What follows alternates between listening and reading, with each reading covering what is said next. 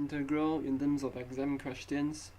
So if you're looking for the basics, or you're looking for some understandings of how line integral works, how in-depth line integral is, or things like that, click this and you can go to Khan Academy. You can watch the subsequent videos of it if you want, alright? And therefore, then you can come back here, okay? I forgot to say. But if you're just purely looking on trying to find any cheat code, then I'll just straight away throw you this equation. And this is something that you should remember, alright, for line integral for two variables dy and dx, alright? And therefore, to start off with these questions, I would say that these questions state that evaluate the line integral, alright, with this thing along the line between point A, alright, and point B, and calculate the distance between A and B. Alright, I'll not go to the hassle of proving anything, but I'll just briefly discuss with you what is the questions asking. Alright, so there is this point A over here. If I were to, so point A has a point x axis, coordinate x at 2, alright, and a y axis at 3. So this is point A, alright, and for B, similarly, you have a coordinate at this x is 4 and 7, y is 7, alright, and along the line between A and B. So I will assume that this is the line that they're talking about. It can also be this line, but since it's talking about line, I'll assume that it's a straight line, alright? If they're talking about some crooked line, then your business lah. But this is in terms of straight line, then there you go. If it's along some other weird line, they will have some equations over here, okay? Just to let you know, alright? Or some equations that they will provide. Actually not here I think, just they will give you some equation of the line and then you just integrate in terms of that, sorry.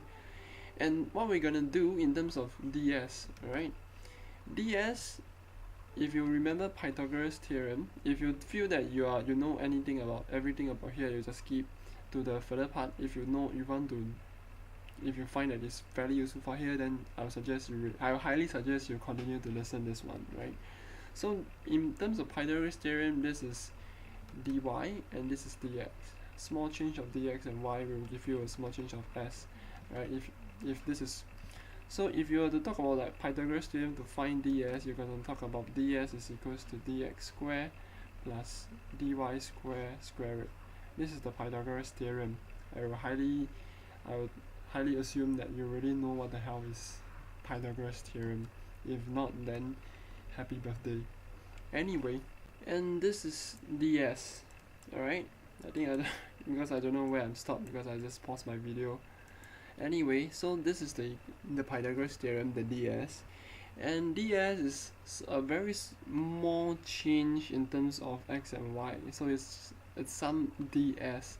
So it's talking about this little line. This is ds. And then you're going to integrate all this ds and you're going to integrate all throughout this whole line, right? Then this is what generally the equation, or I mean the questions kind of ask you. And therefore, how do you derive what we need, right? The equation that is being shown here. It's pretty simple, alright? Since you know that this is the Pythagoras theorem, if you remember dy dx, right, you just divide everything by dx. You know that it's in terms of differentiation, and therefore what I can do is also to divide everything by dx, right? In other words, let me repeat again, if you have dy, if you divide it by dx, you're talking about differentiation, dy over dx, right? Similarly, if you want to differentiate ds, then we'll differentiate in terms of dx, because we are looking at dx now, for example. And therefore, if I were to do that, I would have, I'll just bring over here, since we have more space, I would have ds over dx is equals to dx square. I will just square root the whole thing more somewhat going downwards. So I have dx square divided by dx square plus dy square over dx square. I hope you get what I mean. So this one will divide by this one, also divide this term and divide by this term. And if you were to wonder why this one becomes dx squared, right, it's because if you have dx squared, for example, over dx, right, these, alright, for some analogy, alright, if you have some square root a divided by b, the general form of this is a divided by b squared if you are to bring this b into the square root, right? If you want to check it out with the proof, for example, 2 divided by 2, alright, is equals to 2 divided by 4 in this case, and therefore we have square root half. If you talk about this, if you square root, it's not a good example, but anyway, square root 2 over 2, alright, if I just take a calculator, so I have square root 2 and then divided by 2, I would have 0.707, right, which is for this case, alright. If I square root half, what do I have? Alright, so I have 0.5 and then I square root, I would have 0.707 also. So this means that this proof works. So to just sum up, I would highly recommend you also remember this thing. It could be a handy understanding in your future in terms of algebra. And therefore let's just all go back to this one. So I believe that you understand how this is being derived. I don't know why my pen is like that. But so I'm just dividing into here and here, which is becoming dx squared and dx squared over here. I hope that this is very clear. Please, if otherwise, then just take out paper and then you just play with it. The equation that I've just shown you over here is equals to, and you should get some intuition, alright? So, and therefore I would have 1 plus dy dx squared, alright? This thing becomes this thing, it's just the same. And then I'll just bring this dx, alright? So imagine I have dx over dx. And take note that this is not some divide, alright? This is another line, alright? And therefore I'll just bring this dx to this side. And we have this thing. This is what we are doing. Alright, just take a look. I didn't cheat your feeling. I'm just simply taking this dx and just bring it over here, which is what is being shown here. Right? This is exactly the same as this. Okay? And therefore this helps to prove your Holy formula for two variables. Remember these two variables. Alright, dx and dy's. And the question asks us to solve for this thing over here. And therefore I can just simply sub ds as dx divided by this term, right, this whole thing. So I'm simply subbing ds as this thing, right, simple as that. And therefore I can rewrite, alright, and just to show you ds, alright, is this one. I just simply sub in as this whole term over here. So this thing that we have just derived, it's this one, right? And therefore you just solve for dy and dx, and if you're not given any equation, you know, just check it out. That you just realize you should realize that this is along a line. So so just to repeat again, if you don't see any equation at all, try to look for uncertain clues from the questions. It says along the line. Along the line means that you have y equals to mx plus c, right? Some line, right? Along the line. Just now we have shown you what is the line AB, where is it coming from, right? And therefore to solve for the so-called the y equals to mx plus c, then we're gonna talk about certain stuffs, right? Talk about point A and point B, and therefore I'll just briefly go through with you. If you remember, the gradient m is equals to y2 minus y1 over x2 minus x1, right? I'll take A as somewhat a subscript of 1, and then B somewhat as a subscript of 2. In other words, A is this y1, alright, is 1, and then b is equals to all this 2's over here, alright. So therefore I'm just simply subbing in the x and the y. So in therefore why this is, so in other words, this is y1, this is x1, this is y2, this is x2. Alright, now I'm just simply subbing in my values, right? So it's 7 minus 3 divided by 4 minus 2, right? You just go and check it out. I'm not going into details, it's just subbing in, alright? It's just really subbing in, I didn't cheat or feeling. So m is equals to 2. So now we're gonna solve for c, right? Because y is equals to mx plus c, and we have m is equals to 2, right? And you can just sub in any value of point A and B, right? So in this case I sub in x as 2 and y as 3. You can also sub in x as 4, alright, and y as 7. Nonetheless, is also fine. And therefore I'm taking